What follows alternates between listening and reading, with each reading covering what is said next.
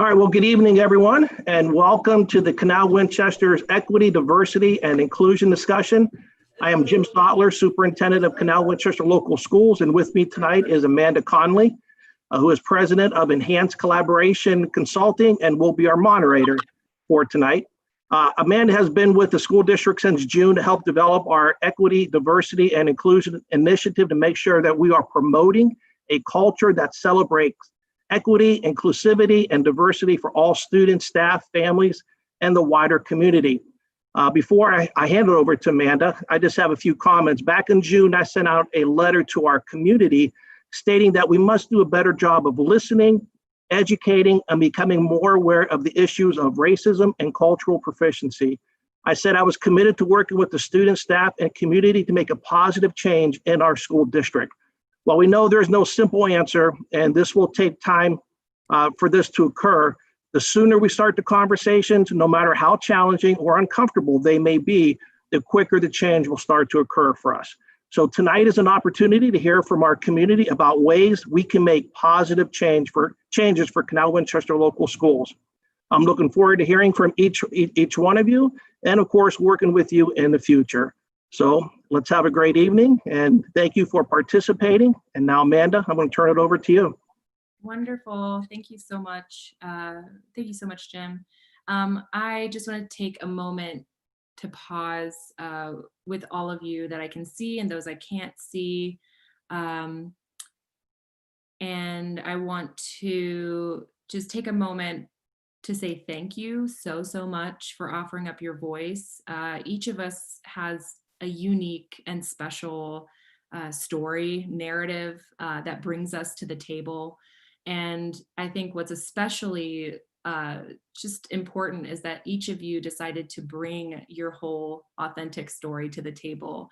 And my hope is that all of the beautiful things you all emailed me about, the topics that you want to share, that we can all receive those and really hear it with just the willingness to be neighbors and to be community. And that this work is so important. It is so important. And I think beyond anything, our willingness to be neighbors and to be community is of utmost importance when we're talking about our diverseness, when we're talking about race, when we're talking about being inclusive in terms of neurodiversity, abilities. When we're talking about any of these things, equity looks a lot of different ways. And so the first step is coming together and sharing our ideas, sharing our experiences, and having a safe place to do that. And so I just want to lift up my gratitude to each and every one of you, beautiful people, for offering up yourselves to this space. And so I want to just go over briefly a few things. So I'm going to try sharing my screen. So let's do that. All right. Can you all see the PowerPoint? Yeah, okay. The only thing is I want you to see the slideshow. Okay. All right, so welcome to the virtual community. And I want to briefly just touch on the things that I've been working with the school district on in regards to equity and inclusion. So one of the things is taking the portrait of a graduate, which some of you may know about. It is that full picture of your student, what they want the graduate to leave Canal Winchester schools with: empathy and deductive thinking and strategic thinking and all these beautiful things. One of the things that I've been doing is just helping to integrate race, diversity, inclusion, and equity with the portrait of a graduate, and working with leadership on how that can look for students, whether that's events centered around portrait of a graduate, whether that's particular learning days. And so that's one of the things that we've talked about and worked on, is how do we integrate equity into those values that we want to instill into the students. The next thing is we've been working on professional development for the staff around diversity. We have already completed a summer course, a webinar for the teachers around resilience and wellness and talking about race, just giving them some tips and tools for the school year. So that's already been completed. And we got some really excellent feedback from the teachers about the next topics they want to learn more about. So I'll be working with the district on planning the next education for the staff. And then I also just wanted to touch on the fact that the staff also have been like self-motivated in a lot of beautiful ways. So in one of our elementary schools in Canal, Winchester School District, they're working on a cultural humility project where there will be staff educated about cultural humility over the course of the year. So I've also been just sort of consulting with that team on ways to really integrate that cultural humility into their staff meetings and getting good feedback and good conversation going. And so those are the things we've been working on. And just a reminder that our purpose for today is to listen to you. We want to get information about your experiences, ideas, your feedback about advancing equity and inclusion within the school district. Also, this is a safe space. We're providing this space where you all can connect and empower each other and hopefully also be inspired by each other.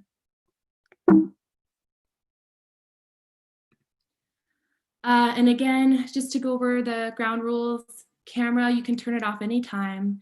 The microphone will keep you muted to eliminate that background noise. And you have 5 minutes, each of you, to share your ideas with the group. And please use the chat feature throughout to add your ideas and questions for consideration.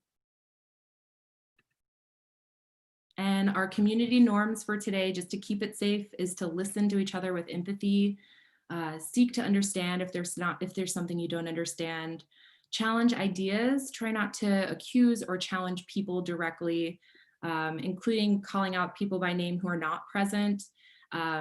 Please just try to keep this about ideas and processes and things that we can do, action to change. Engage by staying on topic and being professional as much as we can. I'm aware these are very emotional topics, so that is just something to keep in mind. Please also know no profanity, no attacks written or spoken in this forum will be tolerated. We really want this to stay a safe space. And again, I thank you so much for this time. And so we will go ahead and get started with our first speaker. And I have just a little bit about our format. For those of you who are listening, go ahead and you can start with your questions or anything like that, and I will fold in those questions as we go. So first we have Mr. Taylor, and I want to go ahead and give the floor to you. Are you ready? Yes, I'm ready. Wonderful. Wonderful. First of all, are you ready? First, Yeah, I want to thank my Lord and the Savior, Jesus, just for allowing me to be on this earth, to give you the opportunity to kind of speak my heart during this time. So thank you. And I want to thank Jim for following up on his words that we talked about during that march. You know, that's a strong sign right there. That's a strong admission saying, hey, we need to go forward and move on from what we're protesting about. Black Lives Matter. So Jim, I want to thank you, and Amanda, I want to thank you as well for being one to facilitate this whole conversation. So let me get started here. So thank you for this platform in the matter at hand. But I want to give a little history on why we're here today. When Colin Kaepernick silently protested in the NFL by kneeling to the national anthem for the brutality of his fellow members by being killed by the hands of officers went unheard. White America felt that it was a slap in the face, that it was a disrespect of the flag, failing to identify with the message and only focusing on the messenger of the action of kneeling. Fast forward, George Floyd, Breonna Taylor, Muhammad Arbery's murders. Also, the COVID-19 hitting this country and the high rate of minorities dying, the once racist actions were swept under the rug, now became a mountain. And for everybody to see, the world to see, and the judge is based on America's action and our history of the things that's going on in this country today. Then moving forward, the wealth gap.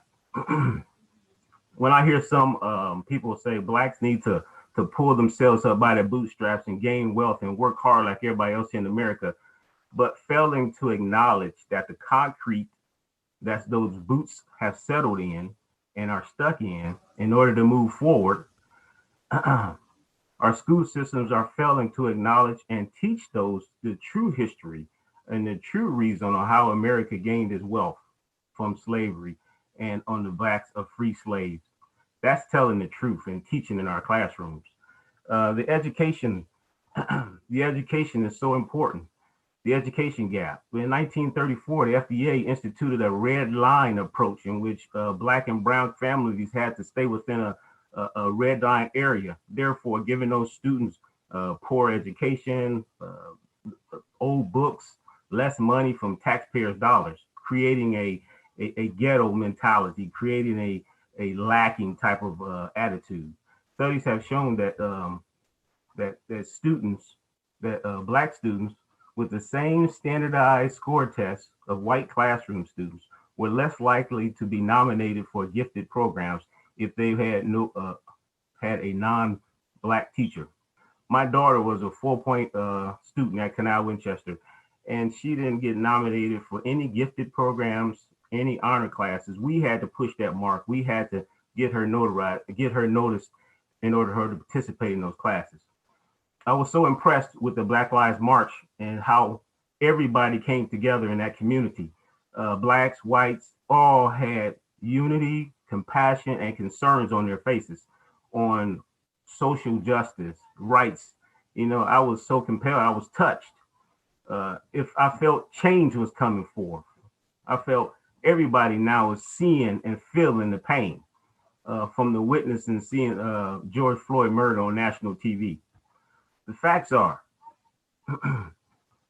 with some of these cuts that are taking place, the tax cuts in 2017, white families received a $2,020 tax cut. Hispanics families received a $970 tax cut, and Black families received an $840 tax cut.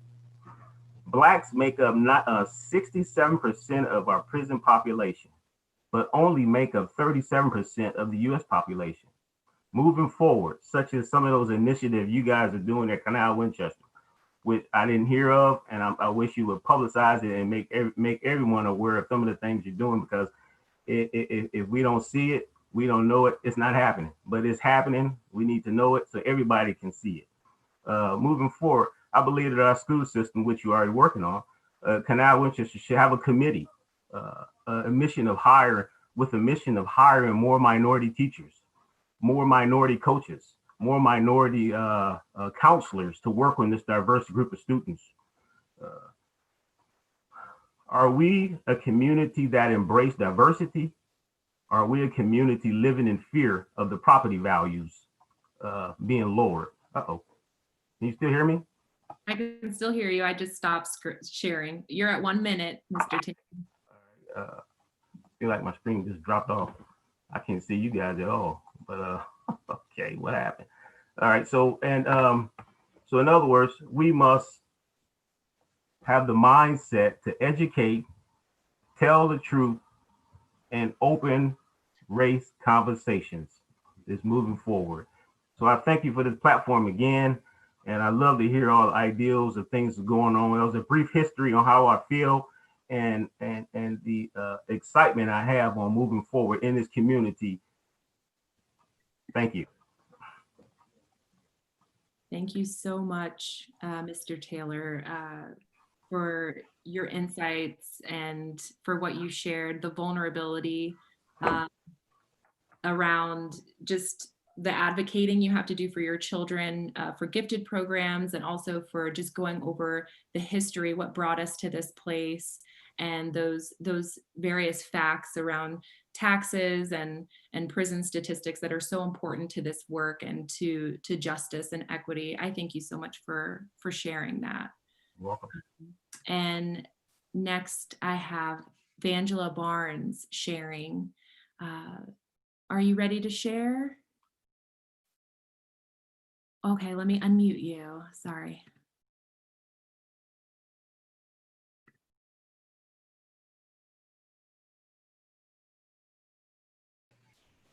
I'm unmuted. Can you hear me? Oh, there you are. Okay, yes, I can hear you. Hi. Thanks for allowing me to be able to have this time to be able to share my experiences with the with this group and with the larger group that will be coming as people start viewing this. I really feel great gratitude for this. Amanda and Mr. Stotler, we've known each other for quite a few years. I have. When you ask the question of envisioning the true equity, what does that mean? When I look up equity, it's the quality of being fair and impartial. Equality, the state of being equal, especially in status, rights, and opportunities. And when I look at how I envision this happening in the Canal Winchester School District, first of all, I have been in the district for 18 years. My oldest son is 30 and he graduated from here. My youngest son is a senior. I have had several kids graduate from the Canal Winchester School District, both biological and foster kids. I am a foster mom in the school district. I typically keep teenage boys, and I don't care what race they are or anything other than, can we help them get out of high school? If I could envision equality in our school district, there would be an equal distribution of staff, both brown teachers and male teachers teaching our elementary level kids. Students would be achieving at the same levels. We wouldn't have what I call the 1%, where those kids are the ones who seem to get the most attention and get the education. And it starts at kindergarten, where somebody somehow has identified them as, oh, these are going to be the stars, so we're going to just focus on them. Coaching staff would have more Blacks or brown people of color on the coaching staff. We wouldn't have a coaching staff that has one Black person on it. Our kids would be able to see that there are people just like them that are in these positions, and that all the people that are in leadership positions are all of another race and none of them look like them. More families would be involved in fundraising and be able to bring their culture into the fundraising. We wouldn't have to do it the Canal Winchester way as it's always been. Like I said, I've lived here for 18 years. I have 4 boys who've graduated and 3 currently in the district. I help with the Touchdown Club. I have helped with baseball and basketball and wrestling. My experience in sports began with the Tribe. My son is 18 now, and the best experience I had there was when we all went to a game and we spent the night. And I got to actually meet the parents and got to actually know them a little better on a more personal level.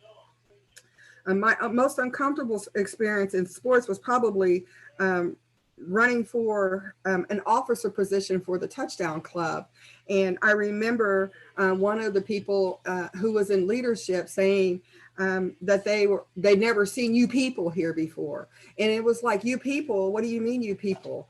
And it was a meeting where we were having an officer election meeting. And what the people that had come were coming to help me get elected for a position on the Touchdown Club. And I thought the way that everyone acted was so disrespectful to people who don't normally come to the Touchdown Club meetings. And those same people didn't come back because they were just so taken aback by how they were treated at the meeting. These people have kids playing too, and they see things the same way as it's only a little clique. It's a certain number of people who get to do everything.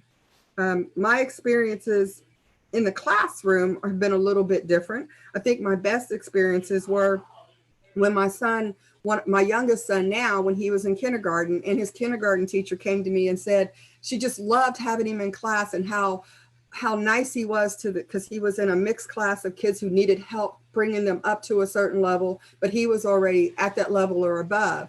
And he was so nice to the other kids who needed a lot of help.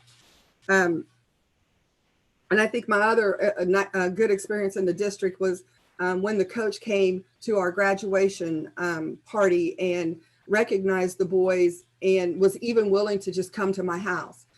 I never had that happen before. And I was like, wow, he thought enough of the kids, because there were probably about 5 or 6 of the boys. We all had one big graduation party, but a lot of the football players happened to be at my house that day. And he thought enough of them to come over here and see them for graduation. So I thought that was a nice thing. I think my worst experience, a couple of my worst experiences of being in the district was when my oldest son, when I registered him for school, and I asked to put him in accelerated classes. And I was told, are you sure? Because he's coming from Columbus. And I thought, what do you mean he's coming from Columbus? He goes, well, we're a little bit more competitive. I thought I was going to jump over the desk, literally. And I said, put him in the classes that I ask you to put him in, and we'll see how well he does. My son, where am I at? I'm sorry, Ms. Barnes, you're at 5 minutes. Okay, can I take about 10 more minutes? 5 more seconds. Yeah, go ahead. My son graduated from OSU with a moral scholarship, but didn't get recognized at graduation for that. The best thing I think you guys can do to improve diversity is to establish a diversity inclusion officer. If y'all could do that, I think that would really help the school, because a diversity inclusion officer could look at some of the things that we're doing to improve the school district. Thank you. Well, thank you so much. And you packed a lot in there. I'm sad to have to cut you all off. That's okay. I know. We'll get more chances, but thank you. I just love, I love the fact that you offered up, this parenting that you do, the foster parenting, and your kids at such a wide range of ages, and the different experiences that you've had, whether it's through the sports or whether it's in the classroom, sort of offering up both the positive experiences that you've had of that connection that's really meaningful to people. And I think that's everything. Like when a coach or someone comes to your house, or when a teacher goes the extra mile to get to know you and your kids, I think that's absolutely everything and makes a world of difference. And so I appreciate everything you lifted up, and I thank you so much for sharing your voice today and sharing your family with us today. I have Arnetta. I have Arnetta Davis up next. Are you here? I don't see her. Okay. We'll go on to the next person, Tina Maharath. Yes, I am Tina Maharath. I'm a state senator for Canal, Winchester City Schools, and I'm also a parent in the district. My son is a 4th grader over at Winchester Trail Elementary. So I'm very taken back by what's been said so far. It hits a lot of home. I'm disappointed to see that these are the situations that people went through, because unfortunately I'm a native of Whitehall, Ohio. My son's only been in the district for 2 years, but we've lived in Canal, Winchester for the last 5 years. So the main reason why I actually joined this call was because I wanted to share my 2 cents as well. For starters, what I got disappointed about initially with the district was when I received an email back in September advocating for the Winchester golf course. I was taken back by not the contents of the email, but what was in there. There was a line item that says potential impacts in our community from the sale of the golf course to Metro Parks. It says homes in the community could see reduction in property value. Every property owner in Canal, Winchester could be affected. So the reason why I'm so offended by those line items is because minorities and just lower income families in general, we're already disproportionately disadvantaged economically. So when I see that type of message, the way I interpret it was, so you really don't want any people of color or low-income families in the district because you don't want to take care of them. And the reason why I got that interpretation, because as a state senator, I'm also on the education committee, and my responsibility right now is with the school funding. And Canal Winchester, unfortunately, has over the years lost money to students transferring out to community schools or transferring out to take advantage of the Ed Choice program, despite Canal Winchester being a great public school. I don't believe that they should be on the school list to be added for the Ed Choice program, because us taxpayer dollars are spending money on students who just go to a good public education school here in the district, but that money gets transferred out to an Ed Choice school or to a community school because of the fact that they don't want to be in the district for whatever reason. So right now we have a really flawed school funding system here in Ohio, and it disproportionately harms minorities and economically disadvantaged students, especially for Canal Winchester. We're fortunate enough to have somebody like me at the state senate to advocate and say, hey, this district is not a C district. This is not a B district. This is an A-B district. We should not be wasting money for students to go to a different school all because of somebody who wants to take advantage of Ed Choice because they want to take advantage of sending their kids to private school for free. But this is just one of many frustrations I've had with our public education system because of the fact that no one's doing anything about it. It's as if we're providing public education in Ohio because of the color of your skin and the zip code that you live in, and that's not the way it's supposed to be. So I've already heard some individuals mention some great suggestions, so I'm not going to mention anything any further because one of my suggestions was going to be some of the things they already mentioned, such as a more diverse workforce. I look at the yearbook and I see a variety full of students from all walks of life, but then when it comes down to the staff, I probably saw a handful of people of color at Winchester Trail Elementary. And what's worse is what someone's already mentioned was COVID. Us minorities are more prone to have COVID compared to other people, my family included. And me and my son got COVID at the beginning of the school year, but they expect us to come in and pick up their school supplies, despite me emailing them saying, I have COVID, I am not walking in there. And that's one of many frustrations I've had during COVID because the teachers keep asking me to come in, do this and that. I've had COVID. I'm not going to put myself at risk to get reinfected, and I'm not going to put others in the community at risk as well. So I appreciate this conversation. I'm happy it happened. It's a conversation that's needed. And I'm sorry to hear about all the comments that's already said in the district. And again, I'm your state senator. If you guys ever need anything, please reach out to my office. I appreciate you all taking your time to join us today. Thank you so much, Senator, for offering your passion for the work that you do for minorities and low-income families and for the school funding issues that we have in Ohio and offering your thoughts and your frustrations in this space. I so appreciate that, and I'm grateful for just the fire that you brought with you today. So thank you. And we've got folks who are commenting alongside you, who are with you and lift up their own frustration and also are lifting up just the fact that they agree with what you've brought to the table. And so thank you again. And next I have Jennifer McDonald.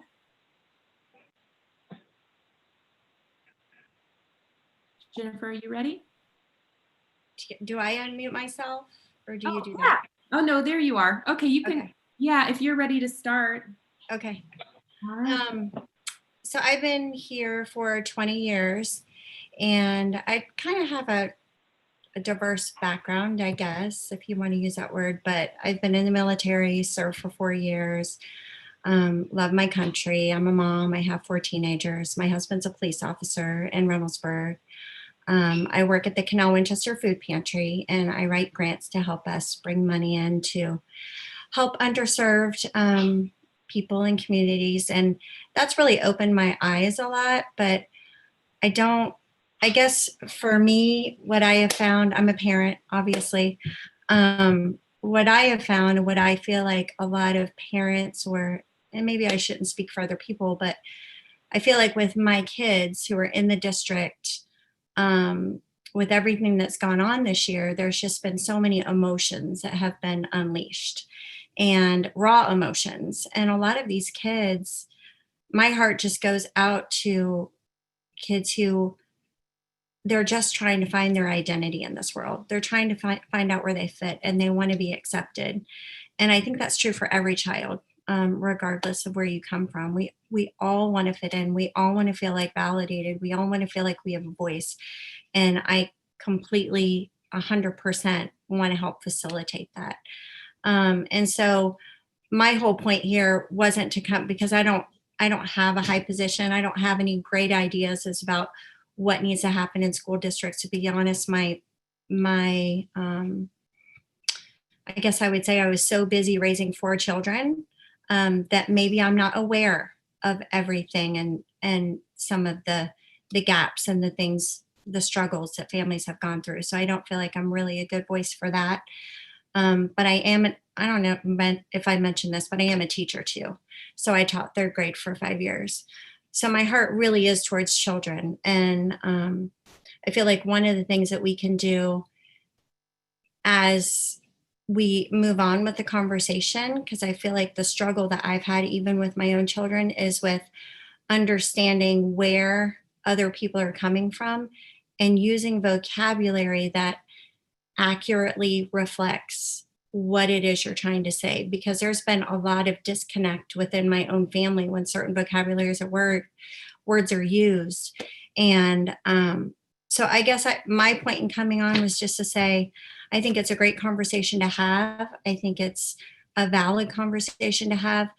But I also hope that as a school district embraces that there are some really hard conversations about words and what they mean and definitions, and so that people can all be kind of on the same playing field and people don't get offended just by a word. That has been my heartache, is that just one word can offend someone. And I just, my heart breaks for that. What has happened in our country where we don't use the golden rule, which is to treat others the way you want to be treated. It's not a hard concept, but sometimes in this world, it is a very tough and difficult thing to navigate, because you don't know what might offend someone else and you don't know what they've been through. And I guess I would say for me personally, because there's just been a lot of tears in my house. I don't know how to describe it. This year has been so heartbreaking for so many reasons, that my heart is just open to these kids. And I want to give these kids words are power. And I want to give these kids, if they can't express themselves and if they can't use words that will build up, and if they don't know how to use those words to build up, then I feel like that's something that needs to be taught, I guess, is my point. I don't know if that's a part of a school curriculum. I don't know if those are just small groups that happen, and from those small groups, other small groups spawn from them. But I think real conversations need to happen where people are honest and they're telling their stories. And that way you have empathy and you can see what's in that other person's mind. And I think I love to teach reading. I'll just say it this way. An analogy. I love to teach reading. The reason I love to teach reading is because you are getting inside the author's mind. You are seeing the pictures that they're creating with their words. You're feeling the same emotions that they're feeling because they've had time to finesse it. They've had years to write a book. And yet we expect in just a few conversations that we're going to understand somebody else's story, or that we're going to understand what they've been through. I'm at 5. Yep, you're at That 5. wasn't as hard as I thought. So, yeah, I don't know. I mean, that's just my heart. I definitely appreciate your just the offering up the vulnerability of your heart, and that you're not sure, you don't know, you're trying to just bring yourself to the table. And I just wanted to put out there, one, thank you for serving our country. I always just have to lift up gratitude to our veterans. And so thank you so much for that. And for your spouse who's a police officer, these times right now, it's scary for everyone, including law enforcement. And so I just want to lift up, for you and your family, that I'm sure you guys have to navigate a lot of challenge as well around his profession. And also too, just lifting up the fact that words are absolutely powerful, and folks have been commenting and agreeing with you here in the chat that we do have to be mindful of our language, that these are times where being clear around our language is especially important, ranging from what do we mean when we talk about racial justice, or what do we mean when we talk about inclusion, what do we mean when we, say various things towards just promoting equity, and can we build up language that is kind towards one another, and can we give that to our children, and can we promote that amongst our children, and then also recognizing, that the words that are used to hurt people, that there has to be a way to pull those out and just like have having a really strong sense of where that line is, of what we don't say to people and what we don't call people in terms of name calling, is also really important. Language is just of utmost importance. And I just appreciate you bringing that to the table, because I think it'll be a work in progress as we work together to work out our definitions, our common language terms. And so thank you so much, Jennifer, for bringing that. You're welcome. You've got folks who have reached out in the chat for you speaking from your heart. So thank you. You're welcome. So I unmute myself now? Yes. Okay. Next, I have Jamoya Cox on the list. Can you hear me?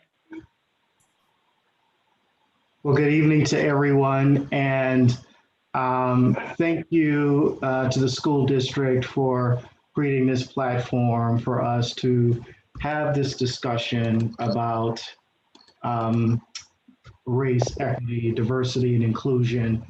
I'm certainly thankful for our moderator on this evening. I'm thankful for the insights that we've received so far, the feedback, very good insights on how we could move forward in a meaningful way. I'd like to add to that discussion as much as I can. So we were given 4 questions to choose from. Mine landed on equity and how we could kind of move forward in a very practical way. But I'd like to start the conversation with one question, and that is, how do we improve educational outcomes for populations impacted most by educational disparities? Again, how do we improve educational outcomes for populations impacted most by educational disparities? Oftentimes, even most times, that falls on Black and brown children. And so with this, I think the idea of having specific programs are good, coming up with programmatic ideas, but I believe the approach should be holistic and very strategic. And so for over 10 years, I worked for the Ohio Department of Mental Health and Addiction Services. This was my role, to actually look at these issues, to look at as a system, how do we move that system along this cultural and linguistic competency continuum.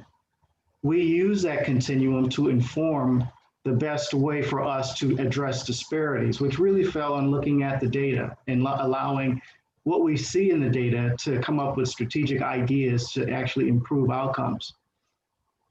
So it begins with this notion, this cultural and linguistic competency paradigm that was developed in the late 80s by Terry Cross.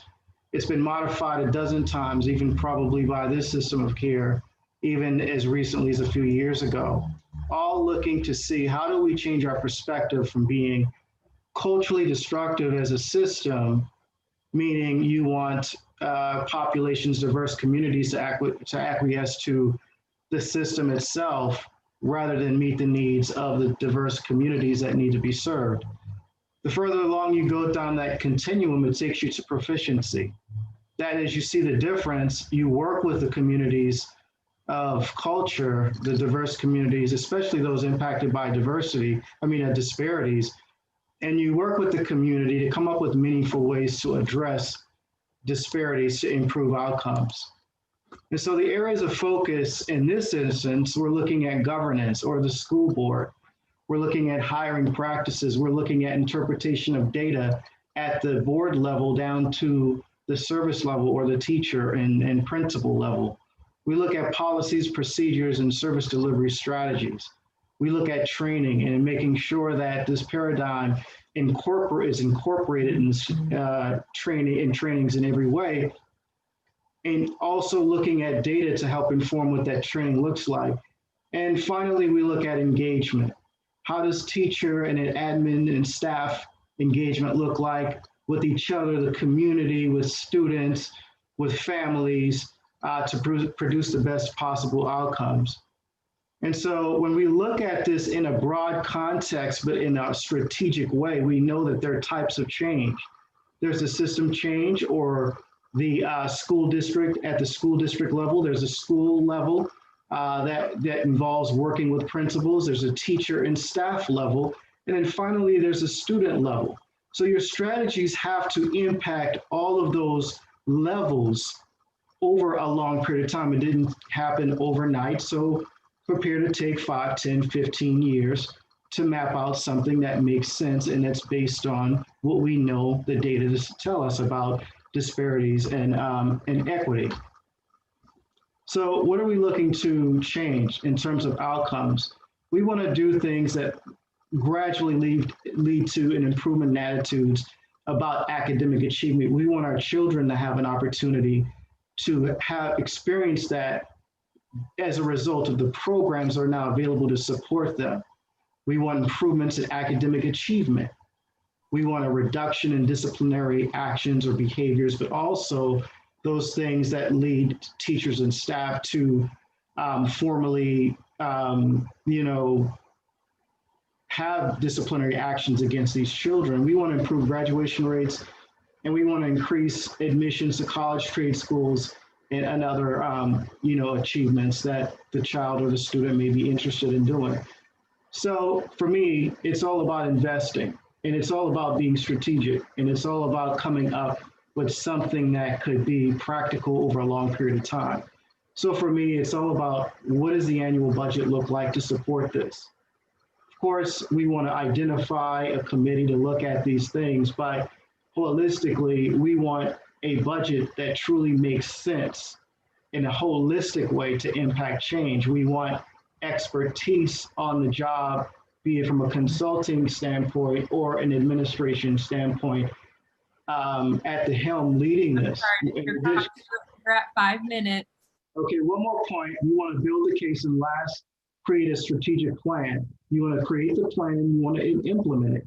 You need to be very strategic in this so that we see the outcomes at the end of the day to improve educational outcomes for children and students of color. Wow, yes. Thank you so much. You just said a lot of really brilliant things, and people are saying that in the chat. I personally just really appreciate the reliance on data to impact a holistic and strategic approach, and looking at whatever data we collect to really inform our outcomes. And I like the idea of working directly with particular pieces of the community, working directly with the board in terms of the school district, the students, the staff, and really focusing on policy, hiring, training, and not just focusing on it for one day or 1 hour, but focusing on it for years. I mean, you're really spot on the fact that these things take an immense amount of energy and time to both glean the data and then to implement change and to really take that critical eye to what's happening and how to improve it. That's really wonderful feedback that you just gave. I just wrote down a lot. And so thank you so much for your time and those ideas. And I'm sorry again to have to cut you all off at 5 minutes. You all have said really beautiful things and I so appreciate it. And moving on to our next speaker, Tara Smith. I know I've seen you on. Are you ready? Hi, let's get you unmuted. Hi, everybody. My name is Tara Smith. Can everybody hear me okay? I am a wife, a mom, a counselor, a writer, and a podcaster. I'm bringing tonight this experience in talking about marginalized community and marginalized folks, in part because when I started my career in mental health, I worked with homeless adults. And currently my youngest son is disabled. He is autistic and is medically handicapped, and he fits into that category, again, of marginalized folks or marginalized communities. Because of my position as a mom, and then because of my position in mental health, I have a special yet not really unique perspective from both sides of the table of what it means to have a seat at the table. And like many of you, I watched in horror earlier this year as several of our Black brothers and sisters were murdered in our communities, both near and far. Fortunately, due to the work of Black, Indigenous, and other people of color, some of who are disabled, and have laid a foundation by sharing the hard truth, I recently woke up to the power that racism and white supremacy hold in our everyday lives. I have resolved to believe my Black brothers and sisters when they say they are hurting and that the cause of this hurt is systemic racism. It is now time that the white citizens of this community here in Canal and communities around the nation wake up, and we go to our fellow humans and talk about these injustices and start to set right the course that was started over 400 years ago. How can we move towards this monumental change and confront issues of racism, diversity, and equity in our community? We can start by taking a small but meaningful step of changing the school mascot and team name from Indians. This is a lightning rod issue for the community, true, but we need to ask ourselves, whose comfort are we protecting when we hang on to something that symbolizes racism and white supremacy just because that is the way it has always been done? We can start with the education of our children. From kindergarten to seniors in high school, we must provide them with tools that will show them the true history of this nation. For older children, we can provide them a book called Me and White Supremacy, a 28-day course laid out to help children and adults recognize their personal struggles with racism. We can also engage in the 1619 Project that helps reveal the true history of enslaved persons, how they built our country, and how they were sacrificed to the economic engine. Those types of things will help with individual change in the heart, where we must start this process.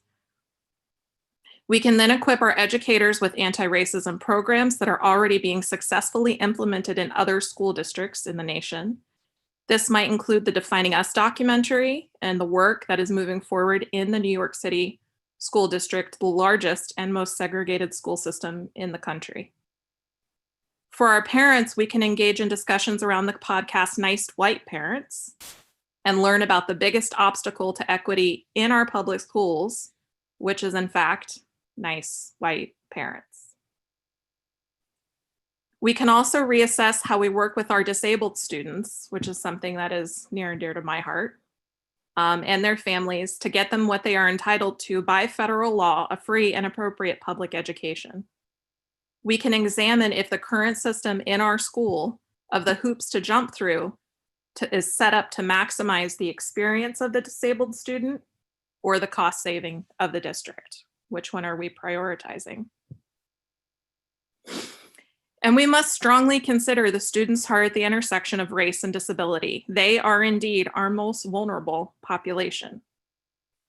We also need to ask ourselves, when it comes to helping all of our children in school, how have we settled on police to help the problem and not turning to more counselors, more teachers, and more mental health help for our young children? As a community, we could start a simple yet effective messaging campaign that anti-racism work is work that everyone can participate in, is lifelong, and is something that everyone will benefit from. And we must listen to our Black leaders in our community and follow their lead. I do have more resources, tools, and ideas. I am grateful for the allotted time that I got to share these current thoughts with you. I'll be happy to participate any way I can to further the anti-racism work in our community. In closing, this anti-racism work has to start somewhere. It has to start sometime. What better place than here in Canal? And what better time than now? Thank you. Thank you so much, Tara. That was really beautifully said. Just offering up yourself as a wife, a mom, a podcaster, which I love that tidbit, and just lifting up the marginalized community and also the intersectionality between people of color and people with disabilities and mental health and all of these things, which are so important, that impact us on so many different levels in our community. And I really appreciate you bringing up solid points for different things you feel like would be really positive improvement to the school district, ranging from, you know, the mascot, which I know some other folks may touch on that tonight, so we'll hear about that again. The 1619 project, incorporating that, and also looking at how do we take care of our disabled students and how do we offer mental health to our students in the schools. So thank you again so much. And folks are thanking you in the chat as well. All right, next I have Jim Sabin. Jim, are you ready? I'm ready. Ready as I'll ever be.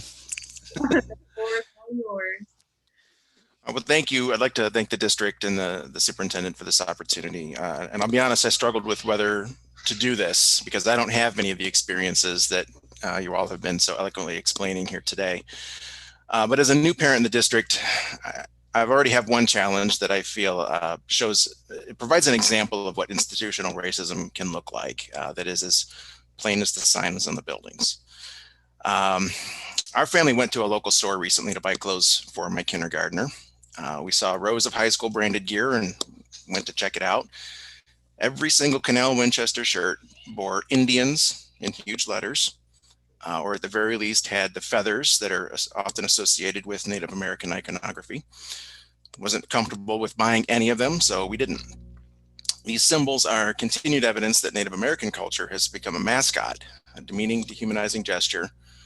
It ignores the fact that no culture deserves that kind of treatment. They deserve respect. Every culture deserves respect. It's not just a nickname, it's the name of one of the schools, the school my son attends, Indian Trail Elementary School. Whether I wanted him to or not, my kindergarten now thinks it's okay for the name Indian to be on a building that has nothing to do with Native Americans. Pardon me if my knowledge of past steps is limited, but I've been told that the district did take the step of getting rid of the Indian head logo, but it's not gone. It's hanging today on a sign on the front of Indian Trail Elementary School. So kids now also have a caricaturized idea of what Indian actually means. I believe the district should stop using the Indian's nickname and should also consider changing the name of Indian Trail Elementary School. I won't buy Canal Winchester Indians gear for my son and then explain to him later or apologize to him later. I won't allow that imagery to be institutionalized in my house. I don't want it to be institutionalized in his school where he goes to learn about more than just reading and math. Carrying that nickname does carry connotations for how the district's perceived. 10 years ago, I was a journalist. I was participating in a conversation at my newspaper about whether or not we should include team nicknames like Indians and Redskins on our sports pages, including in high school sports. We made the decision to keep those words out of our headlines and to avoid use of the team names as much as possible, which obviously meant sometimes those team coverages just didn't get much play. That does affect Canal Winchester. I was the editor of the Lancaster Eagle Gazette at the time. As far as I know, that policy remains in place.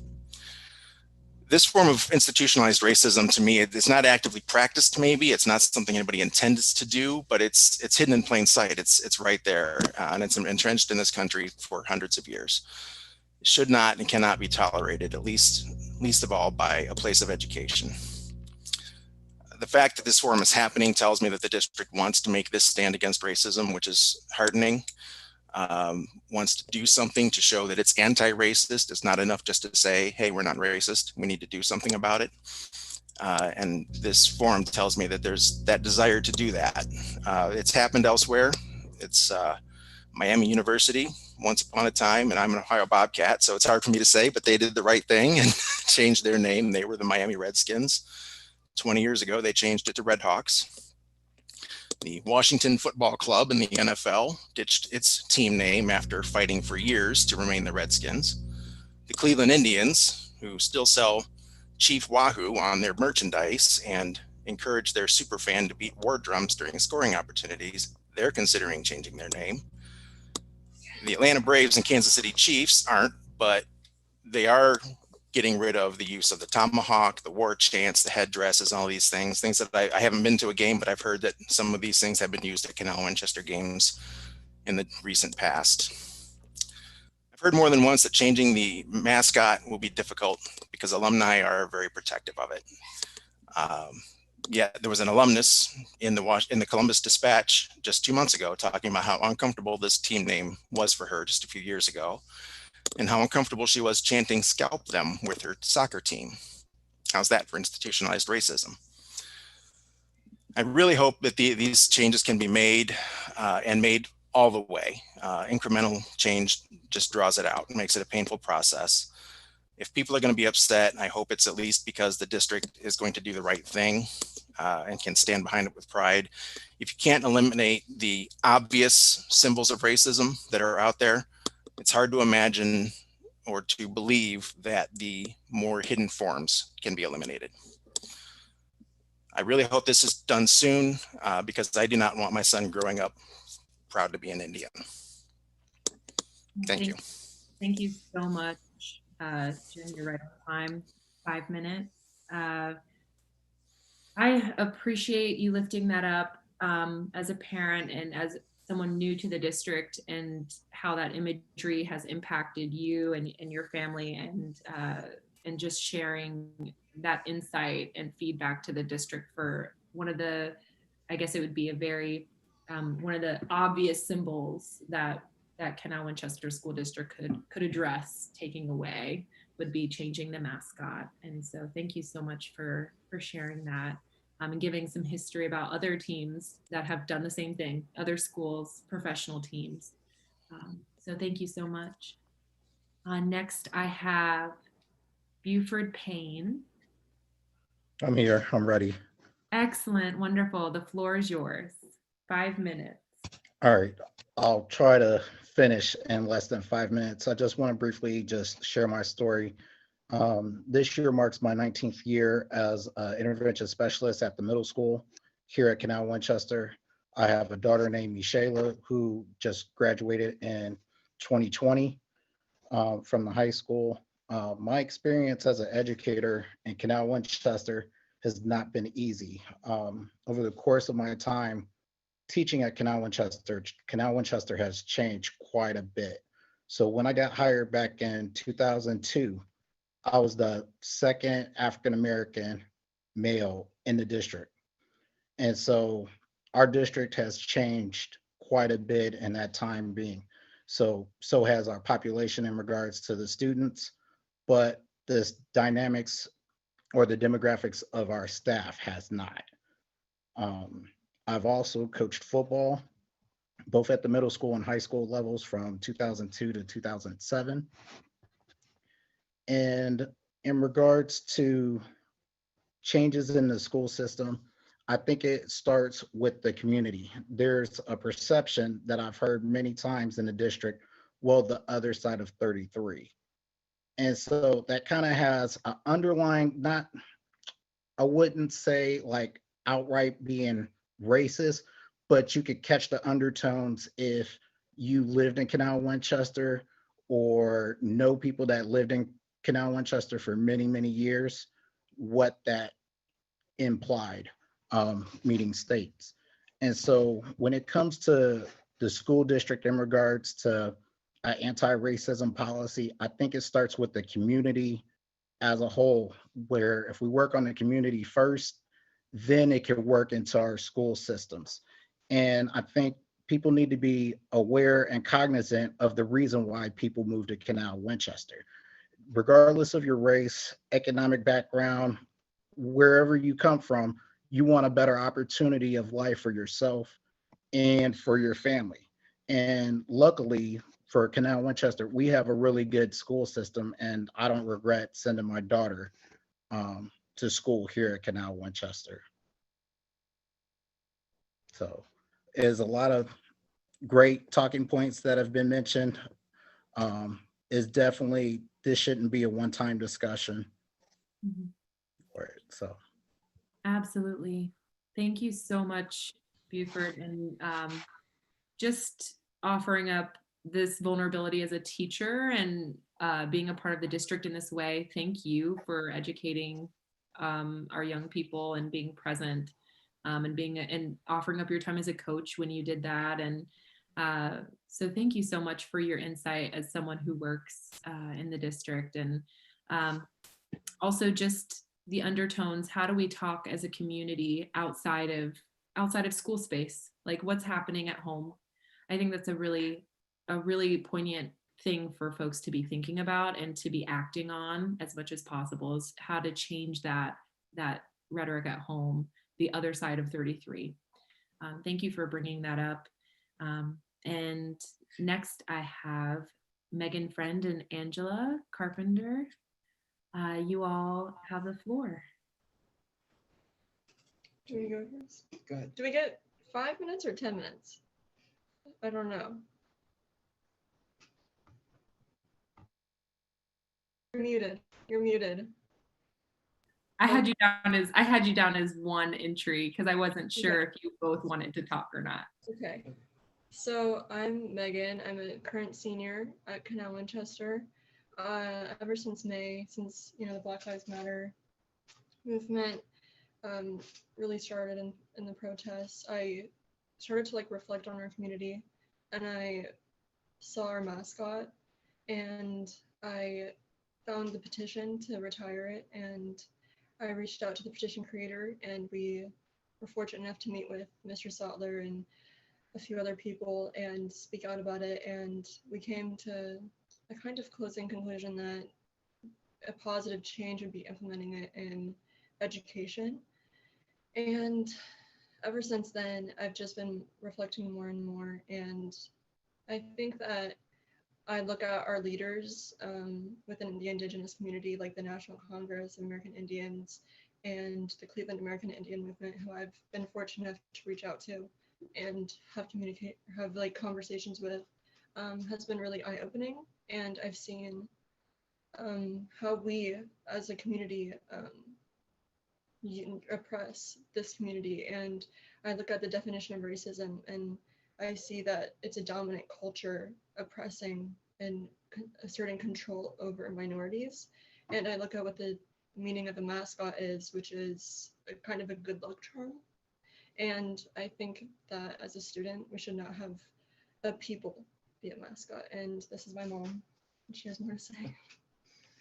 So I have a little bit in common with Tara and with Jim. My background is primarily as a mental health nurse. The last 2 years I've been an infection control nurse, which was not the wisest career change in hindsight.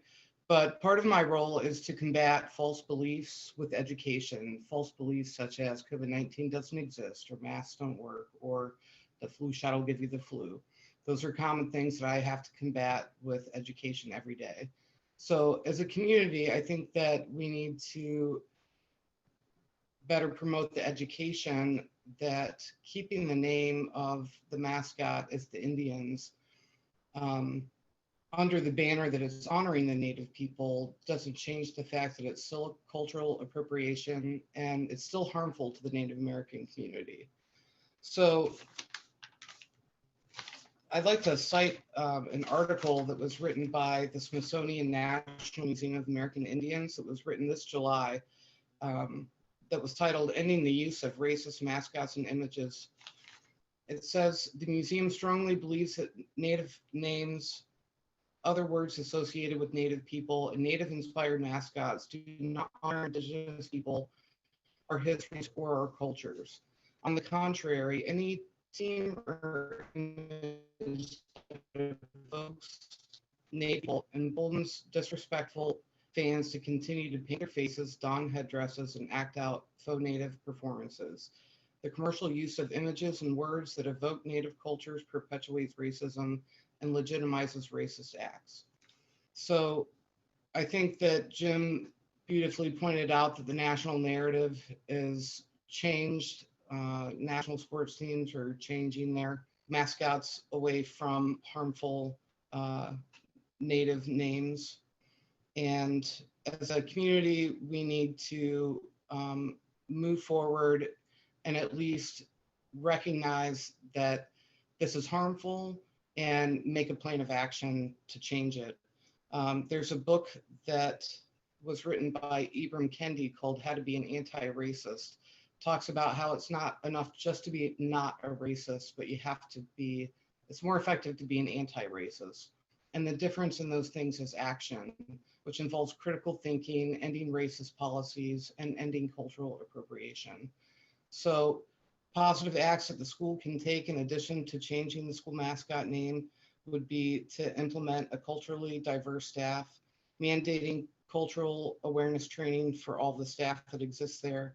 And I think it's all going to begin with retiring this mascot. I understand that it's a form of pride and nostalgia for many alumni, and that it is something that's, you know, a very sensitive topic in our community, but through education and understanding, I think that we can change this narrative. And that's all. Wonderful. Thank you so much. You all are just under your 5 minutes. I appreciate having a student. Thank you so much, Megan, for jumping in and sharing your heart as a young person. I know all of us, that makes us really happy to see you and to hear your voice. Just the power of young people is especially important. And to have your mother there with you. Hi. And I just really, really love the specific points you brought up at the end that have to do with action. And that there are these, you know, sort of anti-racist things that can be done internally with education. And there are things that can be done on a larger scale, like, again, addressing the mascot. And I just so appreciate the insights you all brought, and just being able to hear about, you know, Megan, the different people you've reached out to in this process, and the fact that you filled out that petition. And so I look forward to hopefully continuing that just action that you've started. So just keeping the ball rolling. So well spoken. The chat, again, folks are really excited to hear from both of you. I have next up on is Monica Tolly. All right, you ready?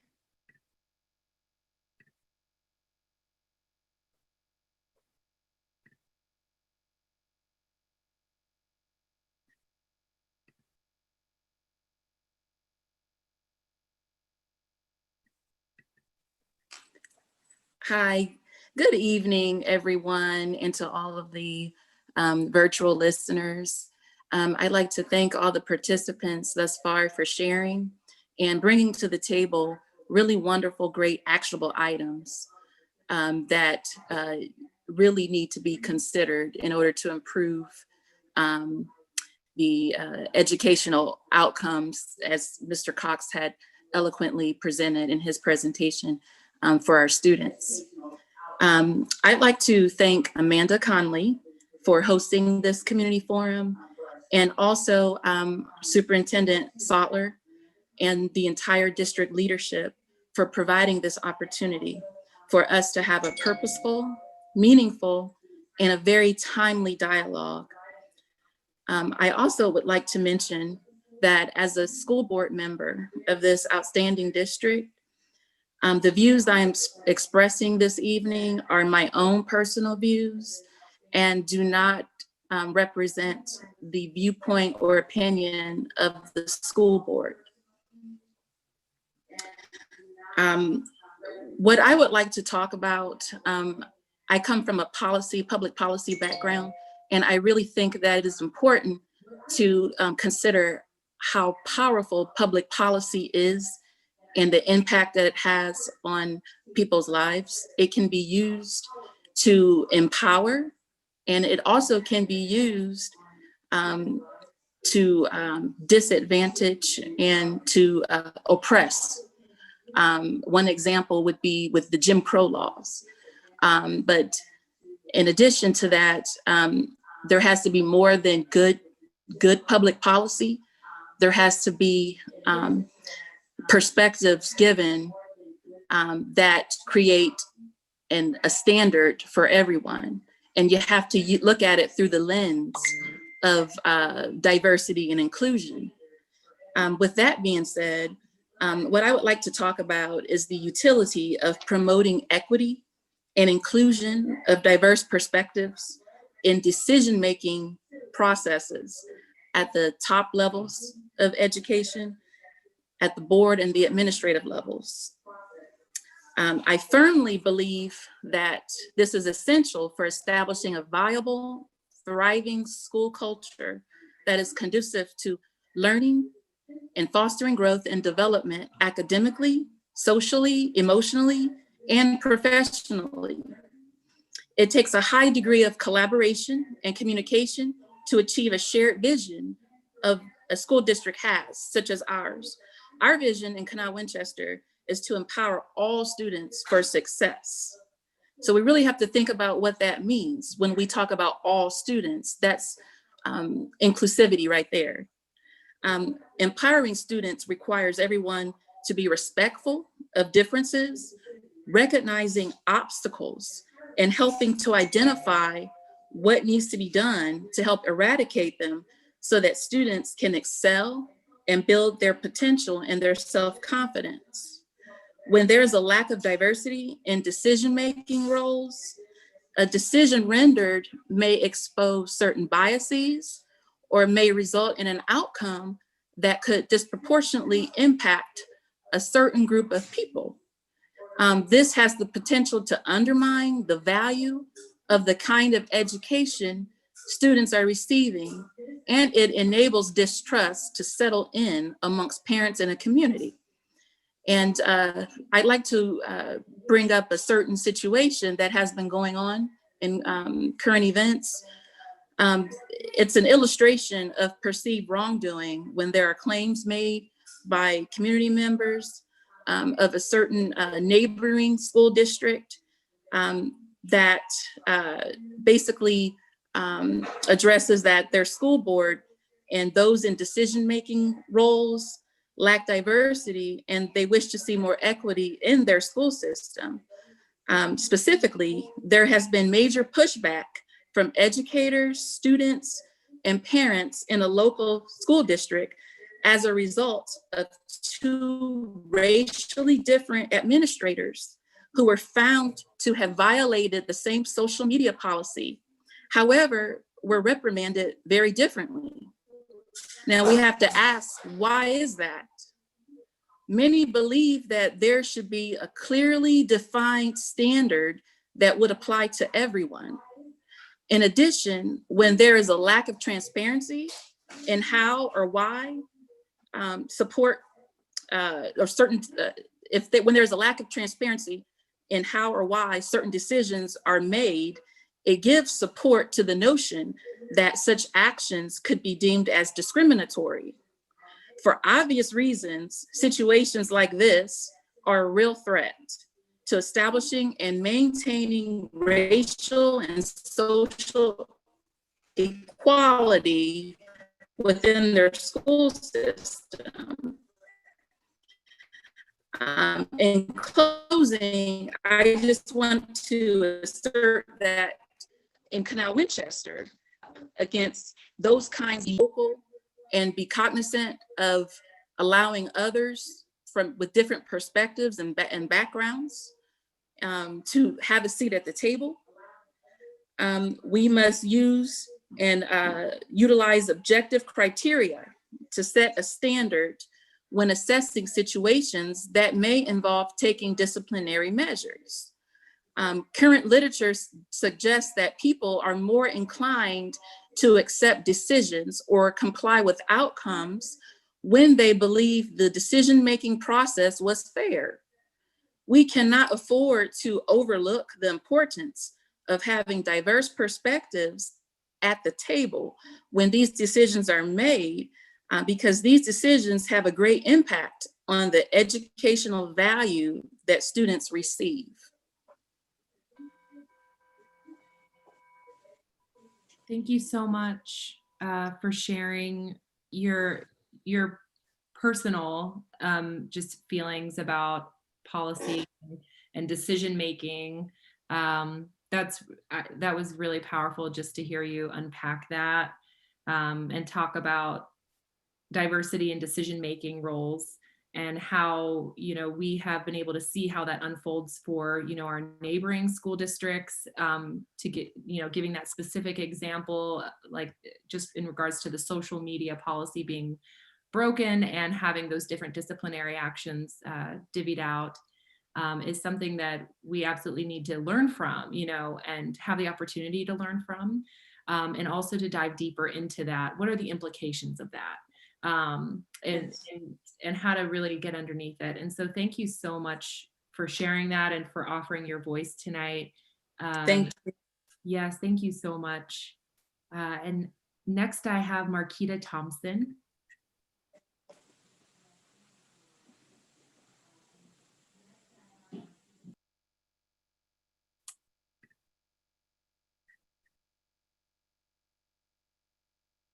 Marquita, are you available?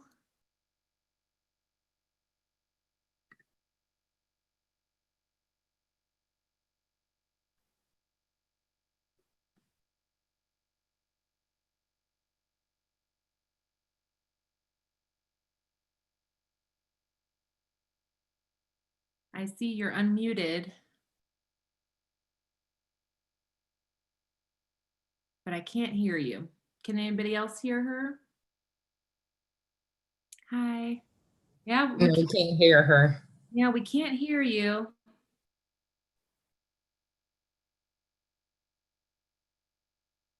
I'm wondering if there's something. Might have to log back off and go out and come back in like I did. Yeah.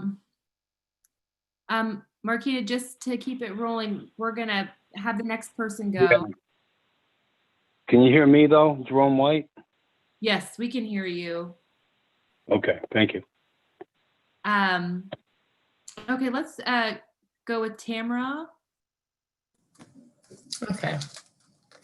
Thank you. Well, I am a mother of four. I have three children who have been in the district, or one who just graduated.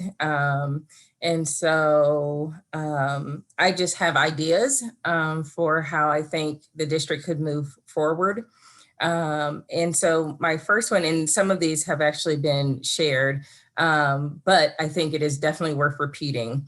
I definitely think the school district needs to look at data, to look at discipline trends, and ask the question, are students of color disproportionately disciplined more than white students? And look at suspensions and expulsions in particular. There is a lot of evidence for the school to prison pipeline. And you know, I think sending the message to students, even at the younger grades, that they're not welcome by constantly suspending them or putting them out of the classroom doesn't make them feel welcomed, and it doesn't help in their education process. The other thing that I had down is I encourage the district, a district-wide examination and interrogation of implicit bias and how it impacts teaching, connecting to students, and how it also impacts discipline. All of our brains are wired, they're hardwired for bias, and it's a way of quickly filtering information. But that bias, when it goes unchecked, has very negative implications and outcomes for our students. And so I think that we can't shy away from the fact that there definitely is bias in the classrooms, and that it does have an impact on students, and in particularly probably students of color. I would challenge the district to also look at curriculum, which has been stated tonight, and look at being more culturally responsive in teaching practices. Looking at data to see how students are performing and take ownership and commit to change. There is an achievement gap. And one thing that's disheartening as a parent is when the test scores come out and I'm told to disregard where my student is standing, and if they're in need of support and additional help, that it's not there for them. And so time and time again, I think that happens not only to me, but to other parents. And so, looking at that and really making a change. Looking at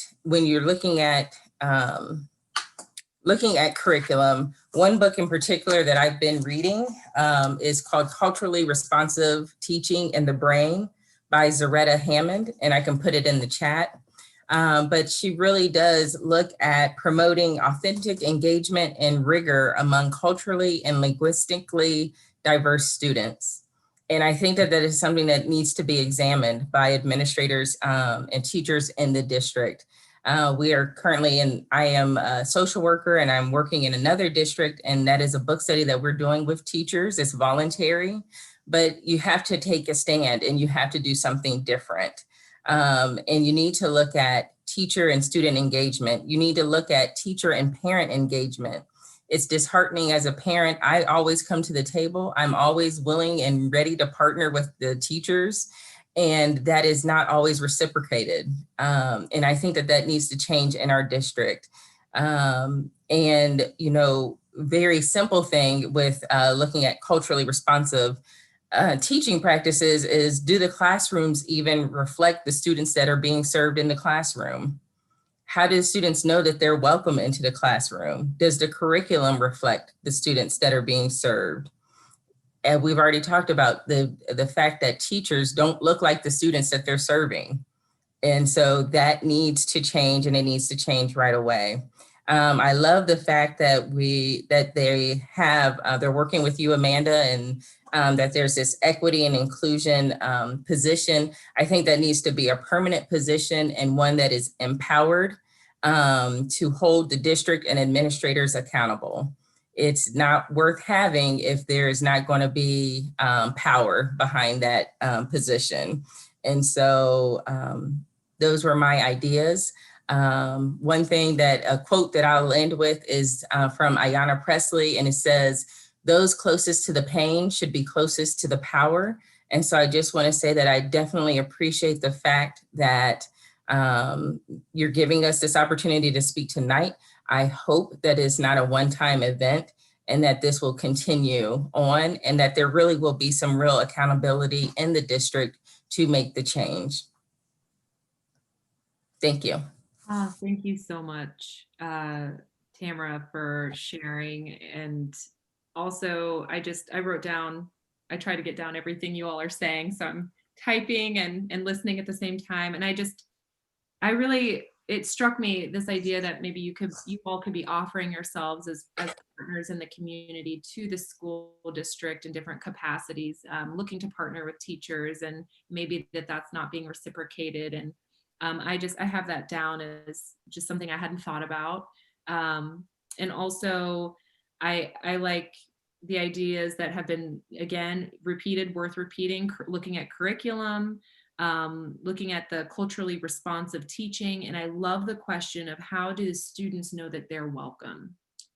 What are the ways that we make the students feel welcome in that space? What is the environment saying? And, is it being reflected by the things that they see? Is it being reflected by the people that are their teachers? And there's so many ways that can be just blown open wide, having different languages, having people who look different. And so that's just a lot to think about, and are really beautiful ideas. that I hope we can really put to action. So thank you again. And I have next Shawnee Thomas, or actually, let's see if Marquita, are you there? Can we try you one more time? Can you hear me okay? Yes. Okay, wonderful. We can hear you. Okay, the floor is yours. I can't hear you. Oh, you can't hear me. We can hear you. I hear you now. Okay. All right. Well, the floor is all you. Okay. Okay, thank you. Thank you guys for having these conversations, and also thank you for allowing me to speak. I'm going to share some experiences that are not all Canal Winchester related. So, ever had bricks thrown at you from the top of a garage and called the N word and other racial slurs as you were leaving work? Well, my husband and I have. Have you ever had a company come to your home to do an assessment for an installation, and they ask, "What did you do to get this home?" and refuse to do the assessment? Well, we have. Has your child ever been sent to the office because the teacher said that they look sneaky and proceeded to ask, why don't they have any behavioral issues documented? That has happened to my child in the Canal Winchester School District. Being Black is not a weapon. Being Black is not a disease. Being Black is not a threat. Call all the listeners, everyone. Just take a deep look inside yourself. Be honest with yourself, and just see if you have had any contributions to this racism and injustice and inequality. No race should ever feel superior over any other race.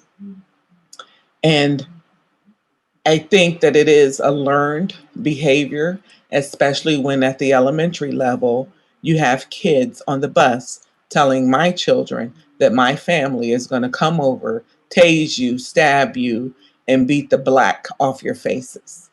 That too happened in the Canal Winchester School District.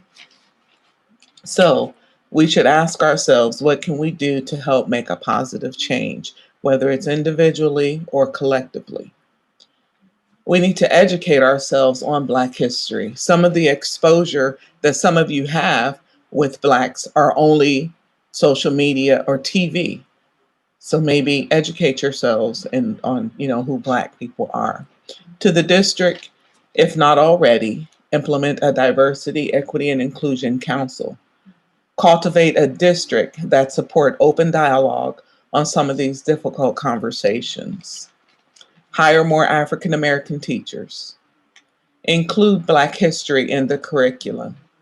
Celebrate Black History Month. I know there's a CBI class where the children ask their parents or friends, anybody to come in the workforce to teach them about, different job types. Well, celebrate having Black educators come in and speak, Black doctors, lawyers, whomever, to speak about Black history. All administrators, teachers, employees should take online classes or so for diversity, equity, and inclusion. So, in conclusion, I would just ask that we all try to create an atmosphere where everyone can feel love and have that happy place and feel a belonging. Feel that you belong. A lot of times we're at work for more hours at work than we are at home. So you'd like to feel like it's a family. I would like to see that in the community, and it's going to start with the community. I know a lot of these things have been said already, but just reiterated it a little bit. And I think that's all. Thank you. Thank you. Thank you so much again. I know I've said vulnerability time and time again for you all who've offered your stories and your experiences and who you are and the things that you've been through. And so Marquita, I just appreciate the honesty about what you've been through and your spouse and your children, and the ugliness that we don't always get to see firsthand, depending on who you are, and where you are. Um, and so I just appreciate that. I appreciate just us being able to hear you offer that. And also, again, those are concrete examples that you gave about experiences in the school district that are really, really intense examples. And so I have written them down. And again, I appreciate you sharing about the challenges of, you know, your child getting in trouble, what, because they look sneaky. I'm not even sure I know what that means. But the idea that this is learned behavior and that we can unlearn it. And that should be our priority, is how we unlearn our biases and the things that negatively impact our neighbor and our community. So thank you so much. All right, I have next on our list, I have Shawnee Thomas. Shawnee, are you available? I'm here. Okay, wonderful. Okay, the floor is yours. So we have, our children have been in the Canal Winchester School District their entire lives. So we have a second grader, and then we also have a preschooler. But our oldest son started out in preschool as well. I had the opportunity to volunteer at Indian Trails last year before COVID came and shut everything down. So I was there on a weekly basis working with some kids in the classroom in first grade. So one thing that I can say that I noticed that was disheartening was to see how some young Black boys were treated by some other teachers, and some of the things that we've already heard this evening. So you can just see the frustration with some of the teachers with having to deal with some of the young Black boys, and that some of the white children would be doing the same things, but only the Black kids would be reprimanded for that. And one of the go-to disciplinary actions with that seems to be pulling the child out of the classroom. And how does that help anything? You're just setting them back, you know, even more. So just as it's been mentioned this evening already, looking at some ways of discipline that doesn't involve that.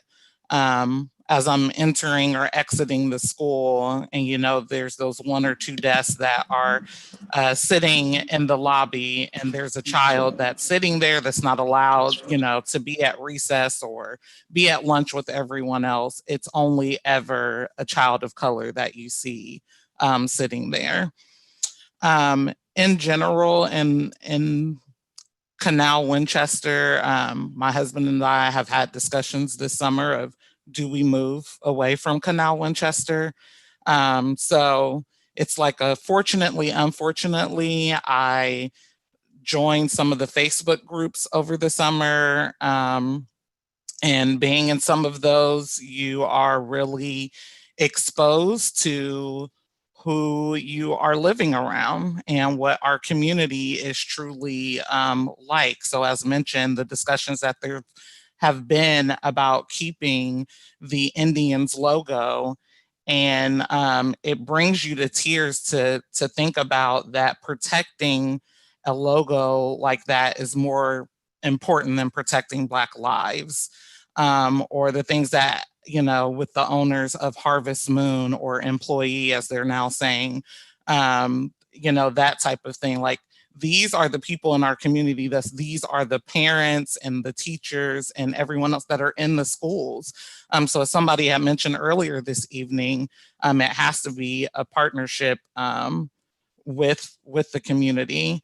I think it was at the beginning, someone had mentioned as far as like the email that came out about the golf course, that upset me so much to see that email. There was like so much passion behind that email and what we need to do to save the golf course. And again, it's saving a golf course is more important than the school district even coming out and making a statement about all the awful things that have happened recently and about the, unjust killings of Black people. So it's like they could take the time to do that, but it's like, who approved that? Like, why was that okay? So that was, definitely upsetting. As far as suggestions, it's like everything everyone has already said, having the diversity inclusion officer, implicit bias are definitely there. You see that every day, helping people realize what their privileges are. So, not as eloquent as some of you all have been, but definitely want to thank you for the opportunity to just share a little bit about what I have witnessed while I've been here in Canal, Winchester. Well, thank you so much. And you voiced yourself very well and are real, and you brought your realness to the table, and that's what matters. And I feel it. I feel the passion that you've brought to the table. And so we can second the good ideas all night. And I've got it written down, and just the things that you've offered up, Shawnee, about just what you've observed about how young Black kids have been treated, and just really us taking a critical eye to disciplinary action.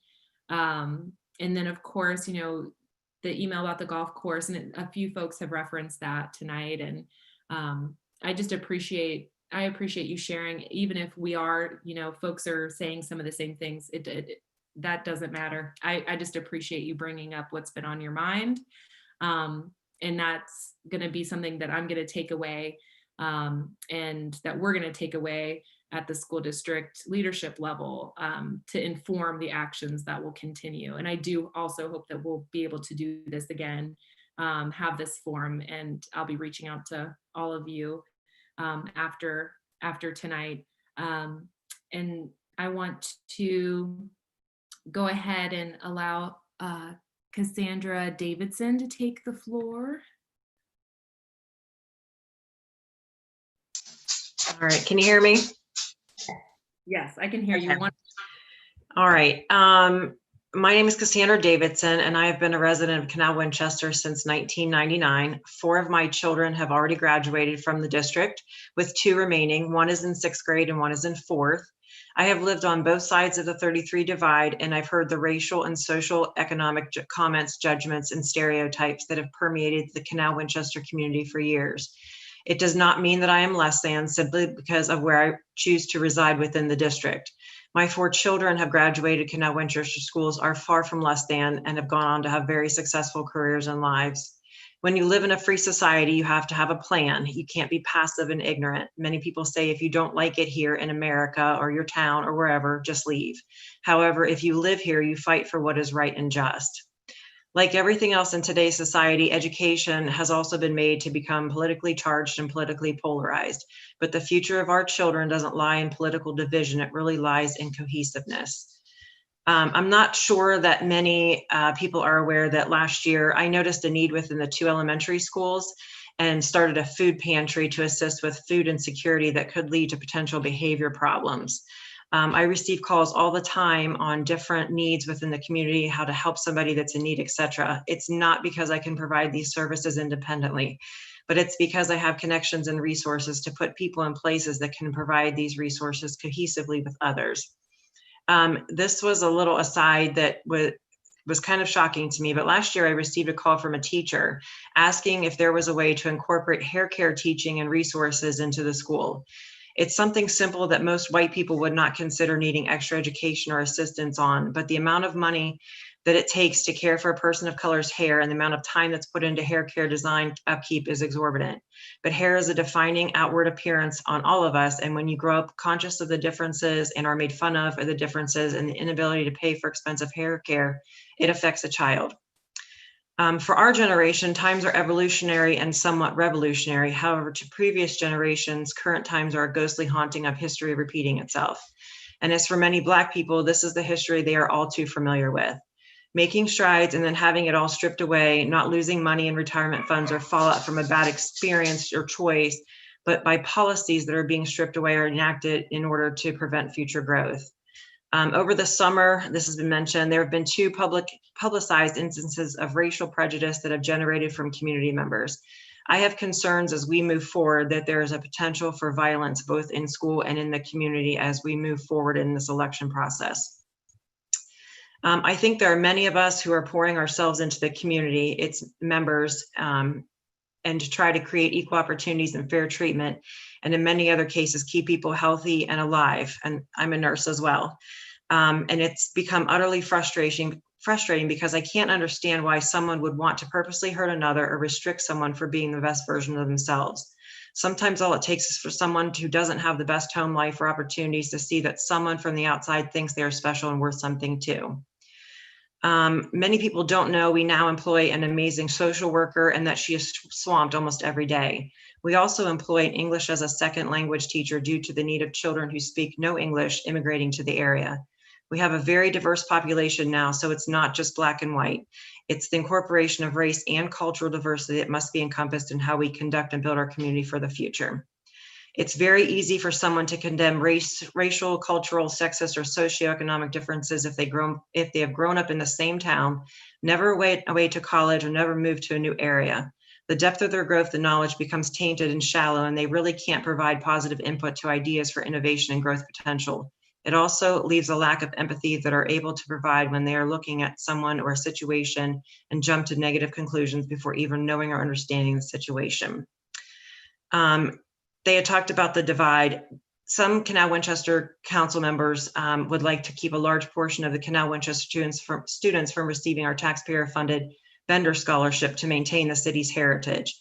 These are also our students, no matter where they live, and probably the ones where if they received a scholarship would mean the difference between a choice of colleges or even going to college itself. I also believe that Black history needs to be taught at all times with regards to literature, historical, and scientific contributions, not just a superficial touch of Black History Month in February. Social reforms, social justice, court cases, laws all need to be incorporated into our teachings. We must do away with the white sanitized version in the current curriculum. No political agenda, just facts. The history that we are programmed to learn is not fully exposed. I understand there's a fine line with what you can do in the K-12 setting, but there has to be more. I think as we move forward, we need to monitor all instances of implicit bias and microaggressions at all levels and deal with them swiftly and appropriately. It's hard to relate to many situations as white people because many have not endured a fraction of what POCs have. However, as white allies, we all need to do is listen and band together with our POC brothers and sisters and create change that is needed. My two youngest children are biracial, and when the riots started this summer, my older one saw a video of a resource kind of officer attack a boy from behind, and she asked if that could happen to her, if she was allowed to fight back. And I was kind of perplexed. I blew it off, and I could tell she was upset when she left the room, so I called her back and I asked why. And I said, that wouldn't happen to you. Everybody knows you, everybody loves you. And she replied, you don't know that, and started to cry. I was like, why would you think that? Everyone loves you. And she said, she started to compare her skin tone to mine and said she didn't think she was too dark. She might be okay, but it was because she was Black. When my friend is a Lithopolis councilwoman, and this summer, for the first time ever, she was spit on as she crossed the street by a man in a truck who was chewing tobacco. A recent social media post stated a woman at the Canal Winchester Kroger was called the N-word in a parking lot as a car drove by and shouted out the window. During today's Canal Winchester chat meeting, Franklin County Public Health Director Lisa Dent announced that she and the chat team will be presenting before the Canal Winchester Council on Racism as a Public Health Crisis on November 2nd. There are multiple forums for everybody to become involved in, Greater Canal Winchester Community Action Team and the chat team for Franklin County Public Health. I think that this definitely is something that has to continue. It has to continue at every level, and we all have to bond together here during this time. Well, thank you so much, Cassandra. And I have I've taken some notes. You squeezed in quite a bit. I know you got through quite a bit, and I just appreciate you reiterating various things. I did just want to pluck out. I heard you talk about the food pantry and hunger insecurity for students who don't have, and that's just beautiful work, and something that we also need to be thinking about is just hunger and poverty in our area, and also just really critically thinking about policies that prevent future growth for minoritized groups of people. And also just, I think you also said really beautifully the fact that diversity work, that it's not just a black and white issue. And that's something that folks have brought up a lot. It's not just a black and white issue. Dealing with racism in America is multi-leveled and has lots of intersectionalities. And so we also recognize that we have more students who are not English speaking as their first language, and that's something to take into consideration as we look at the big picture for what do we vision is, yes, having incorporating Black history everywhere all the time alongside all of these other things that have to do with religious diversity that we're seeing, language diversity that we're seeing, differently abled students, neurodiversity, LGBTQ+, and making it safe for those students who are LGBTQ+ and their families. And so all of those things are so many different levels. So I appreciate you for bringing that back to the table again. And so I wanted to see, I didn't see Eric. Eric McGee, are you here tonight? I don't think he's here, so we'll have to go on to the next person.